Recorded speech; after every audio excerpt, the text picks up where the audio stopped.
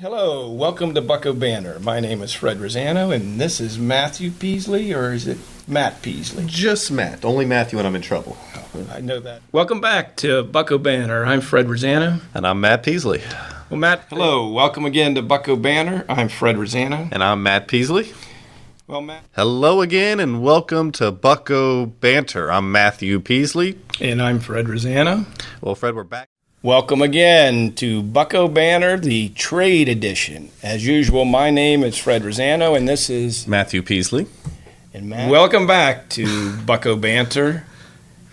As usual, my name is Fred Rosano, and my cohort in crime is Matthew Peasley, as usual. Well, welcome back to Bucco Banter. My name is Fred Rosano, and this is Matthew Peasley. And first of all, hey, and welcome again to Bucco Banter. I am Fred Rosano, along with Matthew Peasley. And Matt, a lot to talk about. Hi, I'm Greg Brown. And I'm Steve Blass. And you are watching Bucco Banter. And so are we. And there's nothing more enjoyable than, grabbing a Steve Blass bobblehead. And don't lose your head while you're watching the banter. Well, you look good there, Steve. You bet your life I do.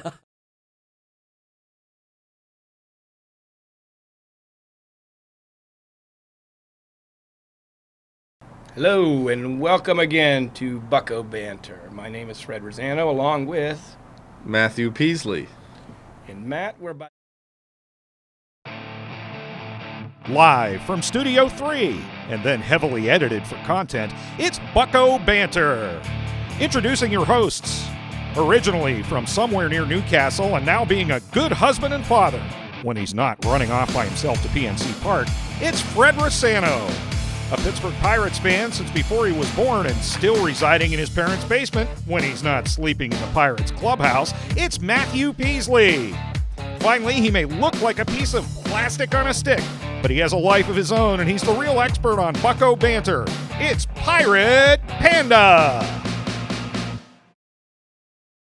Hello, and welcome again to Bucco Banter. My name is Fred Rosano, along with Matthew Peasley. And Matt, we're about 2 weeks into the season so far, and What's that mean? It means about 500 baseball. Yeah, we're flirting around the 500 mark. After the start, sweeping the Cardinals and winning 4 in a row, 4-0 to start the season.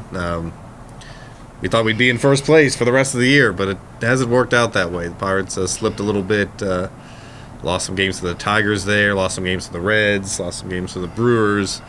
Not exactly where we expected to be at this point of the year, because even throughout spring training, everyone talked about how the focus of this part of the season was to start better than they did last year, because they finished with 98 wins last year, but they had a rough April. But you really can't. I mean, obviously they're trying to avoid that, right. But it is what it is. Yeah, it's just sad when the results aren't what you look You're forward hoping to. You're hoping when they start off 3-0, 4-0. Yeah. That you're headed in a different direction starting off the year, but obviously they, regressed to the point of now they've lost what? They're 7-8 right now. Lost.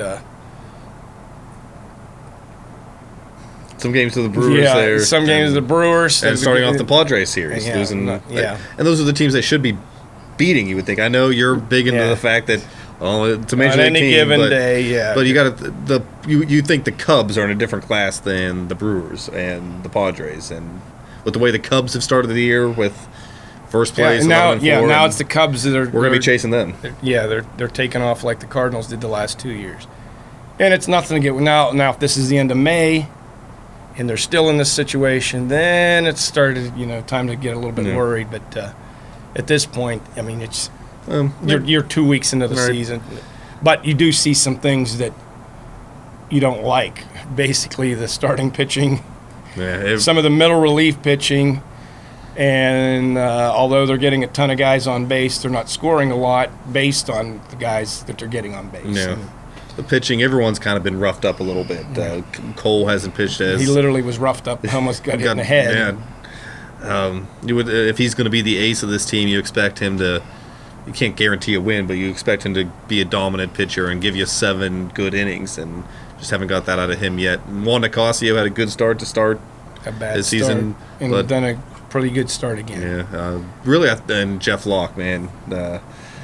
There were concerns about him coming into the year. He was basically given the number 4 spot, and maybe that was a way to boost his confidence a little bit, and that hasn't paid off so far. The thing that worries me is just that inconsistency. Like the last game, I thought he pitched okay, and it's one or the other. Even though despite the new delivery, shorter delivery, he's just really struggling again. And you try to rationalize it, and he tried to rationalize it after the game and said, "Well, I was throwing a lot of ground balls, but he gave up 8 runs on 11 hits, and in 4 innings or 3+ innings, he allowed 15 guys to reach base. That's not real good." Matt Kemp crushed one that's probably still floating out there, like this ball that Steve Blass told us a story about. Yeah. He really got a hold of that one. You think? But I think the best. Well, we'll talk about our positives later. But John Neese has been pretty consistent for his few starts to start the year. Of course, so is Neil Walker. Yeah, he's already got 6 home runs. I guess we can count that as a negative for us because he's got 6 home runs. The Pirates have 7 as a team. But you look at it. I mean, you have Josh Harrison there, so you're sort of canceling that out, even though he doesn't have the home runs that Neil Walker has so far. But you mentioned the bullpen is even Tony Watson has had a couple rough outings and struggled to get. And again, it's early in the year. Now, if we're talking about it at the end of May, it's different, but it's still early. And like, at one point they were 18-22, I think. Last year, lowest point. 4 games under, and we haven't sunk that far yet. And we were swept to start the year last year. We lost 3 straight to the Reds, and obviously bounced back to win 98 games. So, but you can't. I know every game counts, and but you really don't want to have to do that again year after year. That's 2 years in a row they had. I forget the year. The first year they made it, did they start off good or bad? 2013. Yeah, they were consistent all the way through. I mean, that team won 94 games, but just they never really had any high peaks or low peaks. It just was pretty consistent all the way through. They started 2013. They did start off pretty bad. I think they were under 500 through April, maybe the beginning of May. I thought they started off good, and then I thought they had a bad portion toward the end of the year. A little bit of both.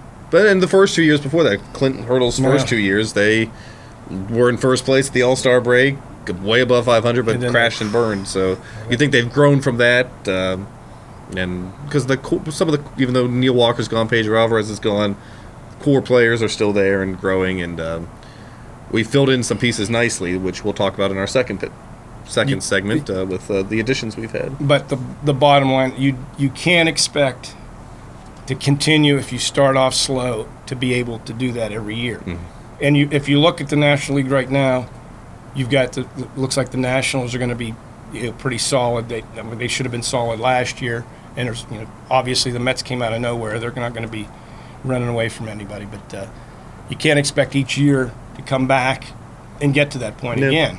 But you have to have a lot of things go your way each year and have a lot of other teams sort of fade. Yeah, and that's in the division as tough as the NL Central. That's going to be tough to expect somebody to fade like that, with the Cardinals still being their consistent self and the Cubs really playing well to start the year. But we shall see what we shall see. Shall we? See. Segment 2. Ready? Yeah, I'll start it. What is this one? We're gonna touch on some positives. All right. Such as getting on base. Are you going to keep it within 12 minutes? Yes. Yeah. 5, 4, 3, 2. We are back. Now we're going to look at some of the positives over the first couple of weeks. Yeah, and we mentioned John Neese quickly. Everyone wasn't really completely sold on him as the number 3 starter, but he's been really efficient in his first few outings. Picked up 2 wins. He's striking out more guys than he has throughout his career. I think he had 9 strikeouts in his first start, which he only had 1 or 2 9 strikeout performances in his career before that. So you look at the Neil Walker trade, and Neil Walker is hitting in about 290 with 6 home runs, like you said, for the Mets. 290? Yep. He was 4 for 5 the other night. Oh, that's what got his average. Yeah, because his average was he was hitting home runs, but it wasn't that high. But he's up to 290 now, and you knew what kind of player you were giving up with Neil Walker. But you got a pitcher in return. Yeah, and that's what the Pirates need. Like we said, the starting pitching that we've been counting on has struggled early on, but I like Nice and look for him to improve even more. Other additions, what were we going to say? Yeah, I was going to say you look at Nice, you look at Liriano and Cole, and then beyond that, you're looking at if they luck out with Nicasio. Yeah. And then you're hoping by June maybe Glasnow and Tyon coming up, which they both have started out fairly well. Yeah, and it's just funny. It seems like we've been talking about those guys for 5 years now, but hopefully now is their time to first. And then the Pirates recently signed Justin Masterson to a small deal. Maybe who knows if he's going to get a start at the major league level? Never know. It's not bad for starting pitching depth because he had some good years in him a few years ago. In the field, we obviously replace Pedro Alvarez at first, and man, I've never felt this confident whenever a sharp ground ball goes down the third base line. We have David Freese now over there.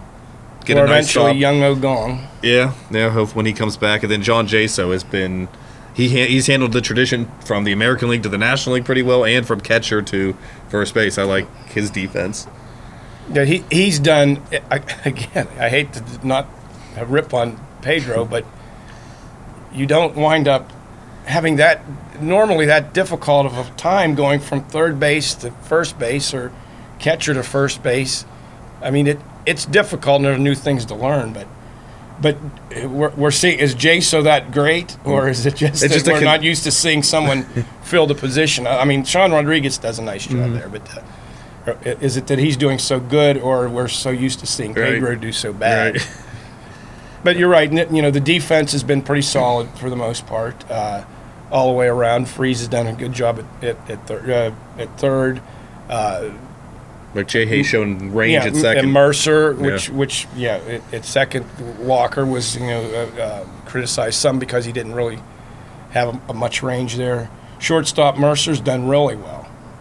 Yeah. And the outfield speaks for itself. Yeah, the speed and all that. So, like to see it, even the pitching, if they struggle and the opposing teams put the ball in play, you would think that our defense can back them up as well as they can. And that was a positive, I think, for Nice coming over. He was talked about the defense helping him out. Oh, he's loved it since he's always praised it. Said it's going to be fun to have those guys behind me. They've been a good hitting team too, but still lacking that power. It seems to. Well, it's gone for the most part. They're looking at it from the standpoint of having enough guys that, and it makes sense. You're going to have guys hit with guys in scoring position. You're not looking for a home run. You're looking for a double or triple or somebody knock them in. You don't necessarily have a home run, but it's nice to have the home runs. But you're looking to get guys on base, which they have. Yeah. Now, I think a couple of games they said they were 175 pitches, which drags out the game. But the problem with that is they haven't been scoring like they would like to. In fact, McCutcheon's been one of the biggest culprits. Should have mentioned that in the negatives because this is, and him of all people said that he needed to start off strong because he didn't start off very good last year. But he's got 2 home runs, but he's batting around 230, and he's been up in some pretty big situations. Yeah. I think the other night, the one game they lost to the Padres, he left stranded 6 guys on base in that game. So maybe he's trying to do too much. Maybe he's trying to look at himself as the power threat, but he just needs to stick with what's been working for him for the first part of his career. Polanco's been a good surprise so far. Drawing walks and making good contact, so you got to think that they'll end up putting that together, but power is still going to be tough to come by throughout the year. And again, it doesn't necessarily have to be there. It's just when you are presented with those opportunities, you need to take advantage of them, and they've been presented with those opportunities for the most part. They've had enough runners on. They just haven't gotten them in as much as they would like to. But as I've said millions, it's a long season. Yeah, as Hurdle says, it's a marathon? Yeah. It's not a sprint, it's a marathon. And we haven't even made one lap yet. We're still jogging. Next segment, I have a little bit of a surprise for Fred. We're going into the bag of tricks. Can't wait. Well, one of our segments that we like to do is Bucco Banter Show and Tell, but instead of showing and telling, I'm going to be showing and giving, because I'm a giving guy, and to show my appreciation to Fred and our great, well, Illustrious. just our producer Mike. I'm going to bestow upon you little treats that I've picked Should I up close recently. my eyes? Sure. Well, this I'm going to give Mike his first, because we're all pirate Are they fans different here. things? Yeah, but they're the same. They're separate but equal. they're the same theme but different things. So, Mike, because you refer to yourself as the Great One, you get a Roberto Clemente picture. Very nice. Does it earn a thank you? Thank you. All right. Now, do I need to close my eyes? Yes. Yours is your favorite player, who bears a striking resemblance to you. And you've said he was your favorite. Willie Stargell. Jeff Oh, King! the Kinger. So we go... How did you remember that? Because Very I'm good. pretty good. Yep, you mentioned that on an episode a couple years ago. Jeff King, he always was, because he 8 by would never speak. 8x10 photos. Very nice. Yeah. Very nice. I'd autograph them for you, but I'm not them, so... Well, it's going to be hard to get Clementi's, but That's a good way to kick off Bucco Banter Year 3. It might be just as hard to get Jeff King's. He's out on some ranch somewhere. He Really? doesn't. Yeah, he's hold like it up to your face, because... that was a long time ago when this was black That's pretty close. and this was not white-ish. You're talking about your hair. Yes. The Kinger.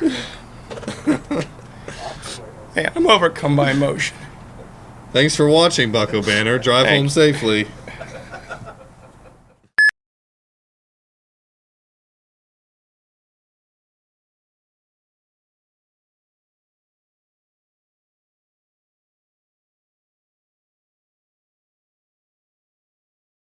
Hello, how are you?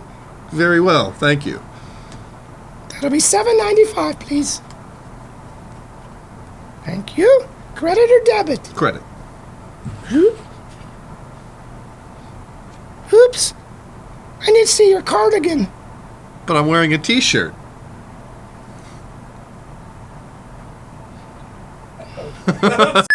Your wife supports you. She puts it on Facebook, doesn't she? Very Only when Jonathan's on it. She's embarrassed by it.